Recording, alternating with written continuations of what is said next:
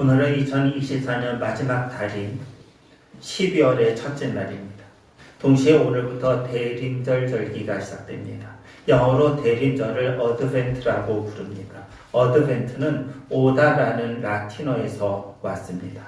대림절은 성탄절 전 4주간으로 오다, 즉 예수님이 우리를 구원하기 위해 인간의 몸으로 오신 것을 기억하고 감사하는 절기입니다. 동시에 언젠가 다시 이 땅에 오실 예수님, 거기로부터 살아있는 자와 죽은 자를 심판하기 위해 재림하실 예수님을 기다리는 절기가 대림절입니다. 교회 달력인 교회력으로 보면은 대림절로부터 한 해가 시작됩니다. 교회력으로 따지면 오늘이 새해 첫날이 됩니다. 대림절 기간 동안 구원주 예수님, 재림하실 예수님을 기억하며 고대하고 감사하며 묵상하는 기간이 되기를 바랍니다. 본문은 온전에 대한 말씀입니다. 본문이 시작되는 11절 그리고 마지막 절인 19절을 보면은 온전이란 단어가 나옵니다. 그렇다면 본문은 온전으로 시작해서 온전으로 끝난다입니다. 온전을 정확히 말하면 완전이에요. 그래서 영어 성경을 보면은 perfect라는 단어를 사용했습니다. 그렇다면 본문은 어떻게 하면 완전에 이르는가를 설명하는 말씀입니다. 본문에는 어떻게 하면 완전에 이르는가 이에 대해 다르게 표현하는 말씀이 등장합니다. 표현은 다르지만 같은 의미예요. 19절을 보시기 바랍니다. 어떻게 하면 완전에 도달하는가를 다르게 표현하는 두 개의 표현이 더 있습니다. 무엇일까요? 더 좋은 소망, 그리고 하나님께 가까이 가느니라 입니다. 성도에게 더 좋은 소망이 있다면 그것은 완전에 도달하는 것이고, 또 완전에 도달하는 것이란 하나님께로 가까이 가는 것을 말합니다. 따라서 종합적으로 설명하면은 본문은 완전에 도달하는 방법, 더 좋은 소망을 가지는 것, 그리고 하나님께 가까이 가는 방법을 말씀하십니다. 우리가 구약 성경을 읽다 보면은 하나님께 가까이 가는 방법은 모두 두 가지입니다. 여러분, 구약에서 어떻게 하나님께 가까이 갑니까? 우리가 구약 성경을 보면 구약에서 이스라엘 백성들은 어떻게 하나님께 가까이 갔습니까? 11절을 보세요. 함께 읽으십니다. 레위 계통의 제사 지붕으로 말미암아 온전함을 얻을 수 있었으면 백성이 그 아래에서 율법을 받았으니 어자의 아론의 만차를 따르지 않고 멜기세덱의 만차를 따르는 다른 한 제사장을 세울 필요가 있느냐. 11절은 구약에서 하나님께 가까이 가는 방법 두 가지가 들어있습니다. 여러분, 무엇일까요? 구약에서 하나님께 가까이 가는 방법 두 가지 11절에 나와 있어요. 뭐죠? 율법과 제사입니다. 신앙이 하나님께 가까이 가는 길이라고 할 때 구약의 이스라엘 백성들은 이 두 가지 방법을 사용했습니다. 그래서 이스라엘 백성들은 철저히 율법을 지키려 했습니다. 만약에 우리가 구약으로 돌아간다면, 그리고 지금 유대인들도 마찬가지예요. 그들에게 어떻게 구원을 얻는가 이렇게 질문한다면 그들은 한결같이 이렇게 대답할 거예요. 율법을 지켜야 합니다. 율법에 순종해야 합니다. 율법을 온전히 준행해야 합니다. 이런 대답입니다. 율법의 순종. 하나님이 구약에서 말씀하시는 율법을 그대로 지키는 일입니다. 이를 위해 이스라엘 백성들은 구약의 율법 조항을 모두 613가지로 분리했습니다. 이 613가지의 율법 조항은 긍정적인 명령 248개, 그리고 부정적인 명령 365개로 되어 있습니다.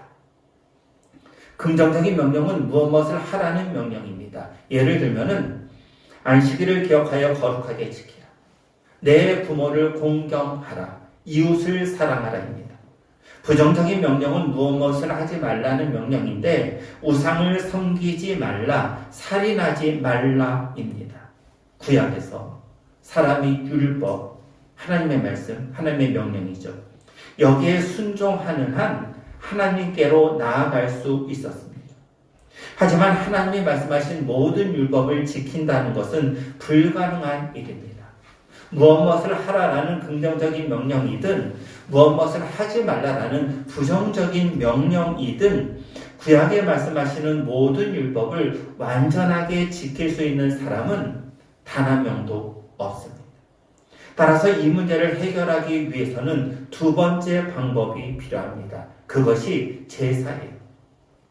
사람이 하나님이 주신 율법에 불순종하면, 율법을 어기면 이것이 뭐죠? 네, 이것이 죄지요. 이 죄를 용서받기 위해 어떻게 하는가? 제사를 드리면 된다입니다. 제사의 기본 개념은 나를 대신해서 제물을 죽여 하나님과 죄인인 나 사이에 있는 가로막힌 죄를 용서받는 것입니다. 조금 더 상세히 율법과 제사의 문제를 보아야 할 것 같습니다. 먼저 율법의 문제입니다. 19절을 보시기 바랍니다. 가로가 있는데요. 가로 안의 말씀을 함께 읽습니다. 율법은 아무것도 온전하게 못할지라. 율법은 온전하게 하지 못합니다. 온전은 완전이란 뜻이었어요. 동시에 완성이란 뜻도 있습니다. 여기서는 구원의 완성을 위해 사용되었습니다. 하나님이 어떤 사람을 용납할 때, 예를 들면 하나님이 어떤 사람을 용납하는가? 완전한 상태에 이른 사람, 완성된 사람을 받아들였기 때문입니다. 문제는 율법을 통해서 완전한 상태, 완성된 상태에 이르지 못한다입니다. 예를 들어 여기요, 살인하지 말라는 율법이 있습니다. 어떤 사람이 이 율법을 지켰어요. 살인하지 않았어요. 그렇다고 과연 이 사람이 살인하지 않았는가? 율법을 보면은 아니에요. 여러분, 이 사람이 살인하지 않은 것은 어떤 살인이죠? 직접 살인이죠. 예를 들어 무기나 도구로 사람을 죽이든가, 예를 들어 손으로 쳐 죽이든가, 구약의 표현에 의하면은 고의로 사람을 죽이던 아니면은 실수로 사람을 죽이던 직접적 살인입니다. 하지만 살인하지 말라는 율법적 조항은 이런 직접 살인의 범위를 넘어섭니다. 간접 살인이 있습니다. 이것도 살인입니다. 종교개혁자 마르틴 루터는 이렇게 말합니다. 헐벗은 자에게 옷을 줄 수 있는 기회와 그런 능력이 있음에도 불구하고 그에게 옷을 주지 않았고 그 결과 그 사람이 얼어 죽었다면 그것은 살인입니다. 마르틴 루터는 간접 살인에 대해 말하고 있습니다. 내가 직접 사람을 죽이지 않았습니다. 그럼에도 우리 행위가 사람을 죽이는 원인으로 작동한다면 그것은 간접 살인이라는 거예요. 날씨가 많이 추워졌죠. 불행히도 우리나라에도 추우면 그 추위로 인해 스스로 목숨을 끊는 이들이 있습니다. 세계 전체적으로 보면 아프리카, 남미, 동남아시아라는 가난한 지역에서는 먹을 것이 없어 굶어 죽어가는 이들이 있습니다. 아니, 그렇게 멀리 보지 않아도 저기 155마일 휴전선만 넘어가도 먹을 것이 없어 굶어 죽는 이들이 있습니다. 반면에 우리에게는 풍족한 먹을 것이 있습니다. 우리가 그것을 나누지 않아서 누군가 죽었다. 그것은 마르틴 루터에 의하면 살인입니다. 간접 살인입니다. 직접 살인, 간접 살인 외에 인격 살인도 있습니다. 성경은 인간을 하나님의 형상으로 창조되었다고 말씀하십니다. 그런데 그 하나님의 형상으로 창조된 인간에게 분노에 가득 차서 내뱉는 말, 또는 욕과 같은 저주하는 말, 이것 역시 인격 살인으로 살인입니다. 물론 예수님이 말씀하셨듯이 미움과 증오 역시 살인입니다. 우리 중 직접 살인한 사람은 없을지도 몰라도 간접 살인, 인격 살인, 그리고 증오나 미움으로 인해 상대방을 죽인 사람은 모두 다입니다. 저를 포함해서 이런 살인 한 번도 안 해본 사람은 아무도 없습니다. 그렇다면 율법 전체를 지킬 수 있는 것은 고사하고 여기 살인하지 말라는 한 계명조차 온전히 지킬 수 있는 사람은 아무도 없습니다. 그렇다고요.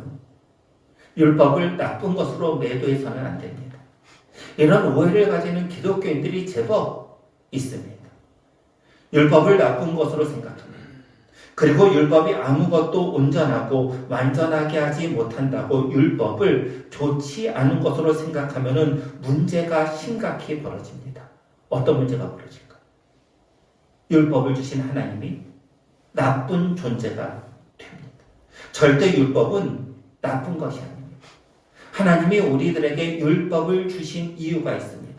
보통 이것을 율법의 기능이라는 표현을 사용합니다. 율법의 기능이 무엇일까요? 하나님은 왜 우리들에게 율법을 주셨을까요? 율법을 통해서 죄를 알라. 율법을 통해서 죄를 깨달으라 입니다. 살인하지 말라라는 율법이 있습니다.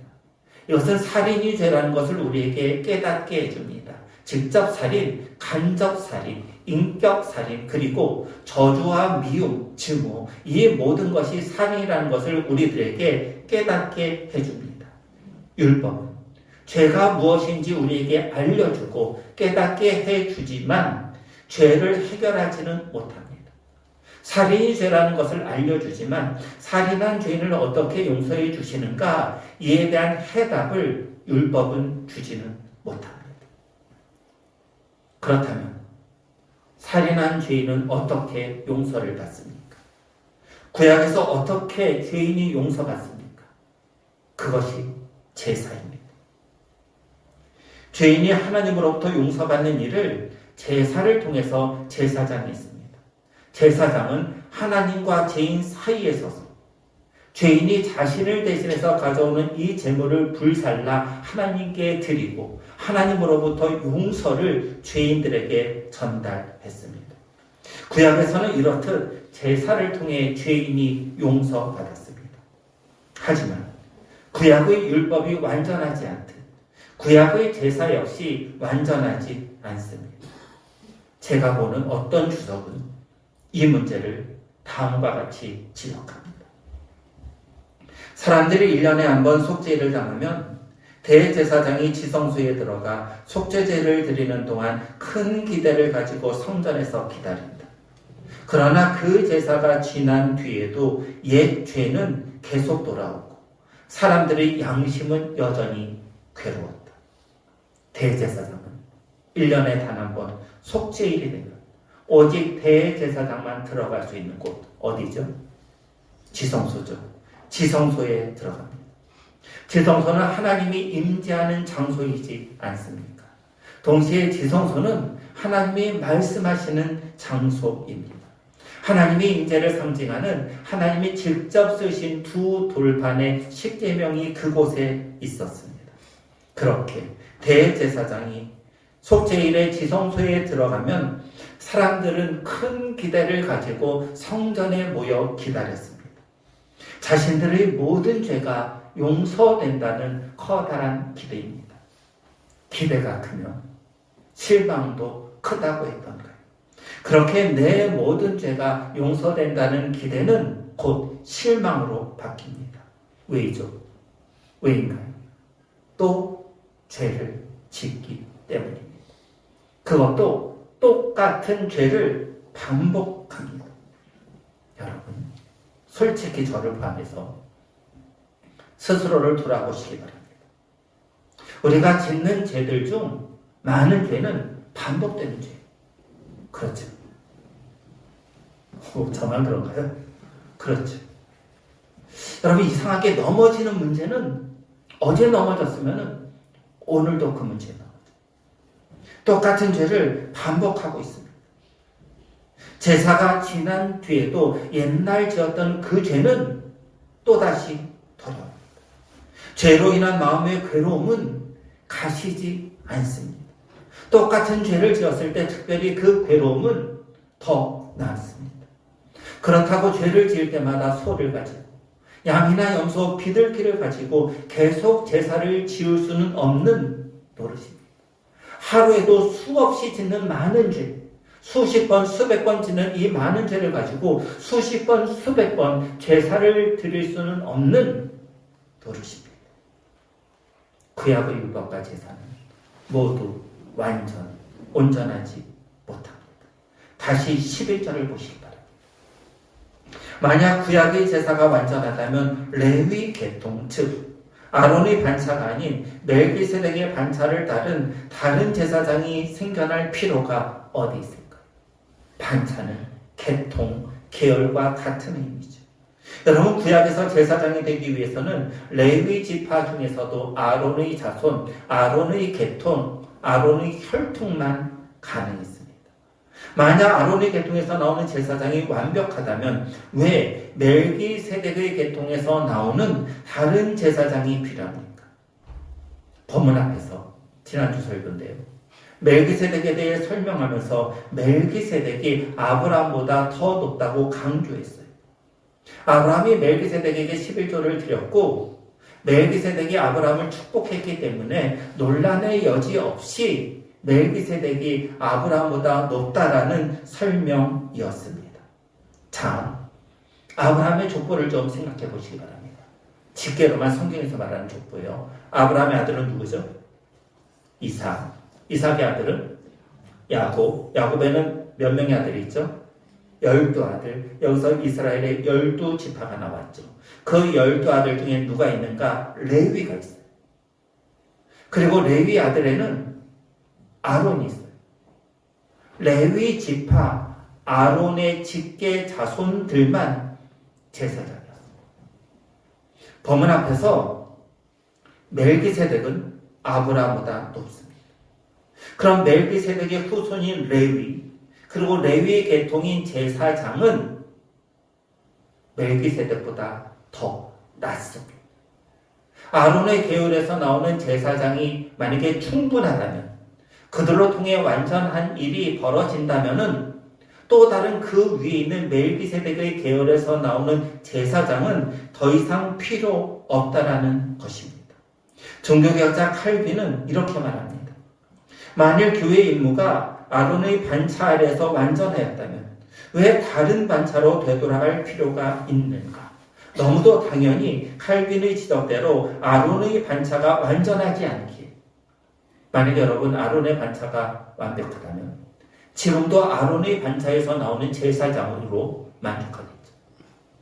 지금 저와 같은 목회자는, 저는 아론의 계열이 아니에요. 저와 같은 목회자가 생길 수 없어요. 아론의 후손에서만 나오는 제사장, 목회자가 생겨야 한다는 거예요. 그런데 아론의 반차는 완벽하지 않기 때문에 멜기세덱의 반차를 따르는 또 다른 제사장이 필요하다는 것입니다. 그 멜기세덱의 반차를 따르는 다른 제사장은 누구인가? 14절 상반절이 말씀하십니다. 14절 상반절을 함께 읽으시죠.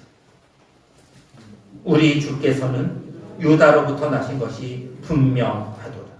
멜기세덱의 반차를 따르는 별다른 제사장은 누구인가? 예수님이에요. 예수님은 레위 지파가 아니에요. 예수님은 무슨 지파죠? 지금 나온 대로 유다 지파예요. 아론의 반차를 따르는 제사장으로는 완전하지 않기 때문에 유다 지파 예수님이 필요하다는 것입니다. 이제 오늘 설교의 결론의 말씀을 드리랍니다. 16절인데 함께 읽으십니다. 그는 육신에 속한 한 계명의 법을 따르지 아니하고 오직 불멸의 생명의 능력을 따라 되었습니다. 예수님이 제사장이 되시는 것은 육신에 속한 계명의 법, 이것은 아론의 혈통이죠. 아론의 후손만 될 수 있다는 거예요. 그래서 육신의 법이에요. 예수님이 제사장이 되신 것은 이 육신의 법을 따르지 않습니다. 예수님이 제사장이 되신 것은 오직 불멸의 생명의 능력에 의해서입니다. 예수님은 17절 말씀대로 영원히 제사장이십니다. 이것은 시편 말씀의 인용이에요. 예수님은 불멸하시죠. 죽지 않으셨습니다. 십자가에서 죽으신 것 같았으나 3일 만에 부활하셔서 지금은 하나님 보좌 우편에 앉아 계십니다. 여러분, 앉아 있다는 것은 살아있다는 거잖아요. 예수님은 영원히 살아계신 제사장이시기에 우리에게 영원한 생명을 주십니다. 지난주 희귀병에 걸린 딸의 약간 마련을 위해 보도 대장정에 나선 아버지 이야기가 신문에 실렸습니다. 이 아버지 이름은 전요셉이에요. 처음에 신문을 봤을 때 전 요셉이라는 이름을 보고 기독교인인가 또는 로마 가톨릭 교인인가 했는데 다른 신문을 보았더니 이분은 목사님이십니다. 전 목사님은 부산에서 출발해서 24일 만에 서울에 도착했습니다. 전 목사님은 듀센 근이영양증이라는 희귀병을 앓고 있는 딸 사랑이를 위해 지난 5일 도보대장정의 도전을 시작했고 이분의 도전은 SNS에 오르면서 화제를 모았습니다. 딸이 앓고 있는 이 병은 근육이 퇴행돼서 점점 힘이 약해지는 병입니다. 감사하게도 불치병은 아닙니다. 그 이유는 미국에서 치료제가 생겼기 때문입니다. 미국에서 개발된 유일한 치료제가 있습니다. 하지만 불행인지 보험이 적용되지 않아 약값이 무려 46억 원입니다. 전 목사님이 부산에서 서울까지 740km를 걷다가 뛰다가 있는데 740km를 걷다 뛰다 했는데 이 기간 동안 13억 7천만 원의 온정이 담지했다고 합니다. 광화문에 도착한 전 목사님은 한 분 한 분이 작은 빚들을 모아주셔서 힘이 됐다. 하루빨리 치료제가 국내에 도입되고 법으로 보험이 적용돼 더 이상 눈물 지는 환우들이 없으면 좋겠다. 이렇게 말했습니다. 사랑하는 성도 여러분, 법, 규정으로는 완전하지 못합니다. 현재 보험이 적용되지 않는 법대로 하면은 46억 원을 마련하지 못하면 아이가 근육이 점점 퇴행돼 뛰지도 못하고 걷지도 못하고 서서히 죽어가는 것을 바라보아야만 합니다. 그것은 율법도 마찬가지고 율법이 규정한 제사 규정도 마찬가지입니다. 율법은 우리를 완전으로 인도하지 못합니다. 우리를 하나님께 가까이 인도할 수도 없습니다. 하지만 불멸의 생명의 능력은 다릅니다. 불멸의 생명의 능력은 우리를 불멸의 하나님, 생명의 하나님으로 인도합니다. 예수님은 십자가에서 자기 희생으로 불멸의 생명의 능력에 따라 제사장이 되셨습니다. 십자가 자기 희생으로 우리를 하나님께로 가까이 이끄셨습니다. 저는요, 사랑이가 듀센 근이 영양증이라는 희귀병에서 치료될 것이라고 확신합니다. 이 확신의 근거는 저의 믿음이 아니에요. 이 확신의 근거는 어디 있는가? 자녀를 희생하는 아버지에게 있습니다.